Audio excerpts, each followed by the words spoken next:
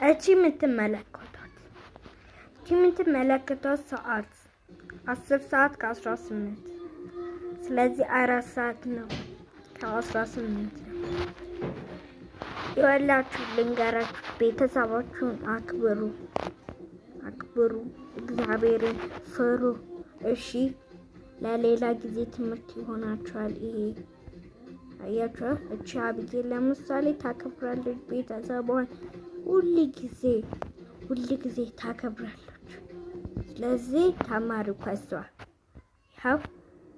ታከብራለች እሱ እንደዚህ የሆነችው ስታከብር ነው ቤተሰቧን ስታከብር ነው አያችሁ ስታከብር ነው